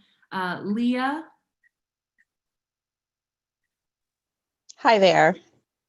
Hi, yes. Hi, I had to switch to my phone, so it's a smaller screen. But I just wanted to say I'm a fairly new person to Canal Winchester. We moved here 4 years ago. My daughter just graduated this past May from Canal Winchester High School, and we have a sophomore enrolled now. So I just wanted to start with a very non-technical visual aid. I don't know if everyone can see that, but that's a really old picture from over 100 years ago, and you can probably see that there's white and Black children in a class photo. And that photo is actually from the city where my maternal family comes from, which is called Renville, Ohio, and it was a coal mining town. And what was unique about it was that the owner of the mine decided that he was going to pay his Black mine workers the same as his white mine workers. And what that did is it brought an equality into the town that even my older cousins, who are now in their 70s and 80s, didn't experience any kind of racial discrimination until they moved to Columbus in their, middle school or high school years. So I just bring that up because we know that there is systematic racism in the world, and there's a racial opportunity gap, which really is partly, I believe, knowledge-based, where a person or a group of people may not have the knowledge that they need to get from A to Z. And there's also part of that opportunity gap is just that there's discrimination in the world. But what I would like to focus on is giving our students the holistic knowledge and skills to be able to compete. And that's more than just book knowledge. It's an understanding of how the system works and what they need to do to be successful in our world. And I think it really happens with the help, just like way back then, it was leadership instituting I want things are going to be different here. And I think that's what can happen in Canal Winchester. And it's just a combination of the district and teachers and community, businesses and professionals and parents saying, we want to give our students the best platform to launch into the world. And so, we recognize that parents want the best for their children, but they may not have all the information or even the awareness of what they need to help get their students to what they need. So I was really excited last year. I sat in a meeting in the cafeteria, and they talked about the 3 E's framework, the enrollment, enlistment, and education that's already part of in the district. And I hadn't heard about the concept until last year, and my daughter was already a senior, but I thought, wow, that's a really cool concept. But I really wish we were talking about it a little bit sooner. And just a quick example is like me and my husband both kind of grew up, with not a lot of money in our houses. But when I was younger in elementary school and I would come home with a bad grade, my grandma would be like, you're not going to get into college with those kind of grades. So it was a thing, concept in my mind early that I was going to college. I mean, you just implant that concept early. My husband, on the other hand, nobody talked to him about college until he was a senior in high school. And it was an aunt from somebody that, didn't even live in his house. So we both ended up going to college. But my point is talking to students and talking to them about their future early can really help them become interested, asking them what kind of challenges that they see in their world that they would like to solve, can get them thinking early about what they need to do and start asking the questions and getting excited. Kids are really smart. So they want to help, they want to be contributors. And I guess, so my point is that how can we supplement our students as a community, show them what it's needed to get into college, what it's like, the same with enlistment and employment, if that's their goal, job clubs, and having a holistic community come together and take them in as, as mentors or, shadowing opportunities, or just help them along where they can. And I know that we have a Future Business Leaders of America club at the high school level, but, even starting back into the middle school or having the high schoolers reach back and things like that, I think can really bring people along. And we just want to be able to say that we've given our Canal Winchester kids the information. It's up to them to take the initiative sometimes, but just having the information, I think, is a key point. A July 2020 Fortune magazine said that closing the gap in employment and education can help the Black unemployment rate, lift communities, and ensure Black Americans are proportionally represented throughout the entire workforce. And I truly believe that my heart is in careers and career development and helping people along. And I think if all races learn to work together, we just kind of get along better. So that's all I had to offer. Well, thank you so much, Leah. I think that connection between just education and employment, and thinking about how to support students at an earlier time towards sort of goal setting and visioning, like picturing where they want to go and supporting them in that, and really getting that information to them in different ways earlier on than senior years. That's late to be getting that information. College education or enlistment, or whether they're going to be looking for a job, being able to support them in that is huge for like economic development for minoritized groups. And so I appreciate you lifting that up, and really, I think just lifting up the success for empowering our young people. Let's take a look here. I have Mr. White, Jerome White. I know you're here. Hi, your 5 minutes. You just need to unmute yourself now. There you are. There we go. Can you hear me? I can. Thank you so much. This has been such an enlightening experience. I'm the elder. I think I'm probably the oldest parent. I'll be 65 in January. I remember, growing up during the times when we had a lot of unrest part of the 60s and the 70s. And we were trying to do a student exchange from the Black community, students from the white community coming to the Black high school and Black students going to the white high school. And I remember opening up a textbook, and I knew immediately that there was a disparity because they had color pictures. And I knew that at my high school, all of our pictures were black and white.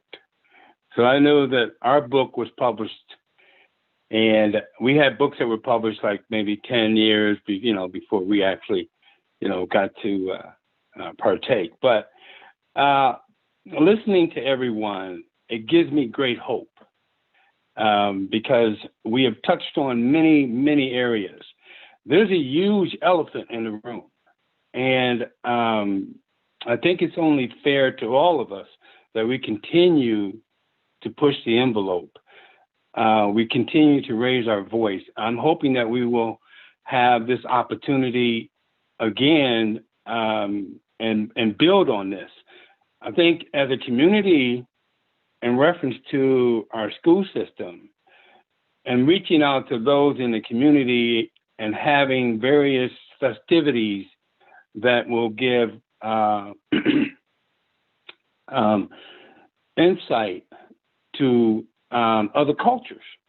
If I know that we have a couple events that take place in Canal Winchester, I think we need to expand on that so that a rib fest or something of that nature, a jazz rib fest to bring in diversity. It's important to me because I believe in education. I believe in the foundation of education. My mother had a 6th grade education. She raised, it was 11 of us. It was a blended family. She raised 8 of us. My mother's claim to fame was 8 high school diplomas on her mantle.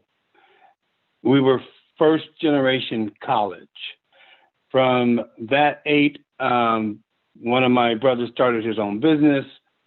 I, along with 3 other siblings, we went to college. I went into healthcare, which is another form of disparity in terms of people of color and their health. But we found out, or at least our mother understood, even though she had a 6th grade education, she understood how important it was to not have a repeat cycle. We all grew up on welfare, and she did not want any of her children to have a repeat cycle.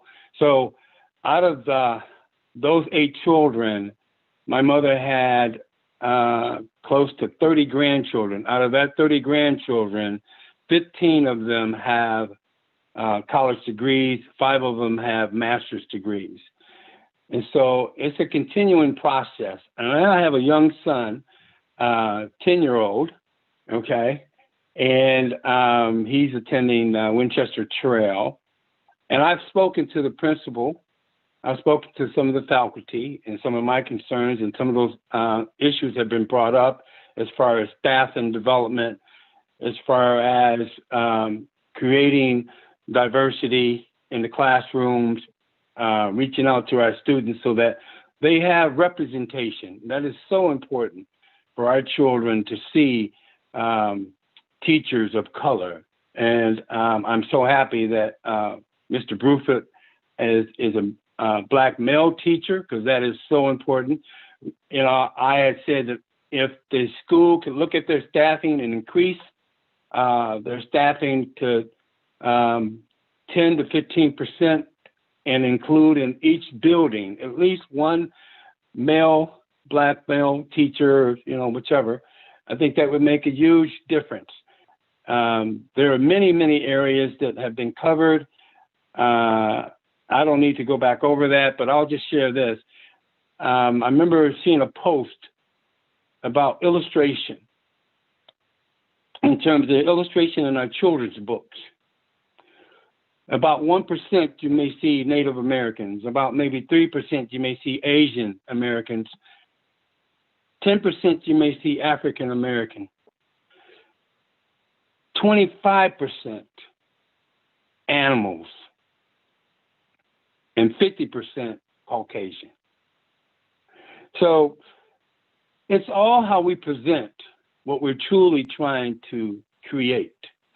And if we're honestly serious about making change, then we have to hear the voices who are speaking among themselves. The African American families that I've spoken to who have children in the school district, we talked about the third grade reading test because we understand the prison pipeline. We talked about the implicit biases, ready to label your child IEP, okay, because they exhibit some kind of aggressive behavior. So I know there's a lot of work to be done, but this is a great beginning. And I really am inspired by the speakers. I'm going to definitely share this. I've coached for over 30 years. I coached primarily in Columbus City Public Schools because I believe giving back to the community. I work with young men and women of children at risk and trying to help them see a pathway to success. So I just want to thank you for creating this conference. It's just been very moving. And thank all those who have added to this here experience. Well, thank you so much, Mr. White. And it is now the 8 o'clock hour. We've filled up our 2 hours. I'm happy to go over time a little bit if you all are okay with going over a little bit. Not another hour, just like maybe another few minutes for the last speaker, and maybe any additional points at the end before I close us out. But I would just want to share, Mr. White, thank you so much. I know you offered up being the oldest, the oldest parent. And there's so much wisdom in age. And I just appreciate you sharing your family and the stories and your insights as well. Even if you did second some things that other folks said, again, I think that they need to be said. And you just offered up, where you came from, your mother and her strength. And I just so appreciate that. And just to get us out, I want to give the floor to Mike. Mike, are you ready? All right. Okay. Can you hear me? Yeah. Okay, Mr. White, by the way, you're not the oldest one here. And by the way, your mom seems to be my hero now. I mean, that really got to me.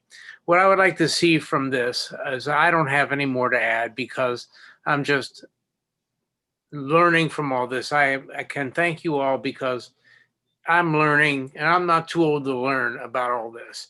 And what I want to see is to become a non-adversarial society where, for example, Mr. White can come to me and say, Mike, did you know what you just said? Or do you know what you just did? And I'd say, no, I didn't. He said, well, you're wrong and here's why. And we can have that discussion. And that's the only way for us to learn. Because if we become adversarial, we have this site and this site, nothing gets done. We've got to meet in the middle and pull the wagon the same direction. I want to see a human growth. I want to see us find a way to rethink our habits. For example, when somebody said, you people, my wife yells at me all the time when I say you and you people with her family. And it's nothing more than just stupid habit. So, and I would never use that outside. But again, you don't think when you're doing that. I want somebody to say to me, hey, did you know? And that's the kind of thing what I want to see is self-sustaining growth for all of us. And that's all I really want. And I wanted to really chew on this. I really think about this. So that as I'm on the school board and a 43-year educator, so that I can improve and get better in my last number of years. So it's good for all of us. And Ms. Hout, I really enjoyed your talk. It was amazing to me. So I'm done basically. So I just want to say I've took notes. I listened to everybody, and that's the key, is learning to listen. Wonderful. Thank you so much, Mike. And I do want to go back to Evangela to discuss. We had someone who couldn't make it, but Arnetta did send her thoughts along. So, Evangela, if you don't mind sharing what those are. Sure. Arnetta was not able to make it today. She's a social worker, and she had a crisis with one of the kids that she represents. And she just, most of the things that she talked about were covered. The only two things that I didn't really hear covered, and maybe they were, but the one thing was that her kids tell her often that they feel that they're not included in activities for the school, that they're often overlooked, and that they're targeted for being aggressive when trying to share their views with the staff. The other thing that she said is the kids don't feel like they're in safe zones to express themselves on many racial matters, such as why they don't want to stand for the national anthem, and how they fear getting kicked off the team if they don't.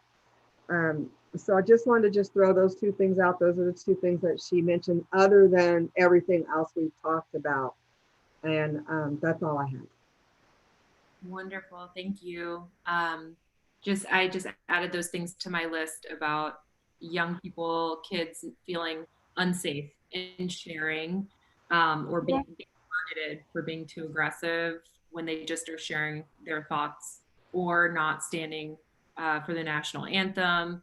And what can we do to create safe space for these young people? Amanda, there's one thing I don't know that everyone knows about, but it's something I've experienced, and I call it systematic racism, and I'm not sure if it's that or what it could be, but that's what he said about the IEPs. I often get kids, and they're white and black, so it affects all kids. It doesn't just affect Black kids, but it may affect Black kids more, and that's meds being categorized as ADHD or ADD and having IEPs. It prevents them from jobs. It prevents them from getting in the military. It slows their ability to expand their life after they graduate, just because of that record that they have. And I don't know if we know that or if people knew that, but I didn't find that out until I started having kids in that category. And I think a lot of the ADD and ADHD is a lack of activity that these kids don't have because they're just in class with no ability to have recesses or get out and get that energy out. But I didn't know if we knew that one or not, and I don't think we touched on that. Yes, that's actually another really important piece of over-diagnosing. I like to call it over-diagnosing minoritized groups of kids with particular things like ADD and ADHD, and the things that go along with inhibiting their growth, their education, and then their future down the line. And I appreciate you sharing that as well. So I've got that on my list. And so just, to continue to be respectful of your time, I do want to just go ahead and close us out of this conversation. This has been an amazing conversation. I am so overwhelmed and just touched by each and every one of you, and your vulnerability, your frankness, your intelligence, your insight and feedback. I have taken notes. This is something that Mr. Sautler and I will discuss, and I will be reaching out to this group, and also we'll be thinking about future events. It seems like, just from a first take, that this was something that was really positive for each of you as well, having this forum to lift up your voice and to hear from other people and to connect in this way. So that will not go unnoticed. That's something that I have put a pin in for us to continue with the district. And so I just want to say, where do we go from here? Mr. Sautler and we have decided that this is definitely a season of gathering information from you, from the community. So right now, we are going to continue to listen and gather information. So that may look like future events. And also we're doing the same with teachers through the feedback they've given me from their education. And then also looking at what you all have brought up today, what kind of data might be important for us to be gathering right now. So that will inform our actions that we'll be taking over the next year and then into the future. Like we all have said, this is definitely a marathon. This is going to be lots and lots of work on many levels. So my hope is to incorporate the things that the community brings to the table into the actions that we will take together in the district. So I just want to say again, we will reach out to the community and to you all with ways to stay involved and ways to stay engaged. So look for us in your email and all of that. I'm going to be debriefing via email with each of you. So I just want to again say thank you and just send you all out with lots of like just blessing and goodness and just all of the warmth that I can muster virtually since we're not in person. Please stay safe, each and every one of you, and please stay healthy during these times. And I just honor the history that you brought to the table, yourselves, your stories, your children. And Mr. Sattler, do you have anything you'd like to say just to close us out? Yeah, first of all, I just want to say thank you to all of the participants tonight. It was an amazing conversation. The only way that we can make change is by having open dialogue. And with this open dialogue, we're going to go back, Amanda and I, and we're going to talk about what's going on, what we heard from there, because this is just not a one and done deal. This is something that will be meaningful, purposeful, intentional, and lasting for our school district. Because I truly believe in empowering all students for success, academically, socially, behaviorally, the whole way around. So to me, this is very important. We've got a lot of great ideas, and I'm very appreciative for everyone who opened up tonight and telling us your stories and giving us some great advice too. So we'll take all this information in. Like Amanda said, this is a marathon, not a sprint. I got 10 pages of notes that I took, so my hand's a little tired. I don't type very well, so I have to write, but a lot of great information. Again, thank you, everyone. I wish everyone a great evening. Stay healthy out there. And if you're Buckeye fans, let's go Bucks on Saturday. How about that? And on something positive. Wonderful. All right. And you log out by the leave red button on the bottom right of the screen. Thank you all again. Bye. Take care.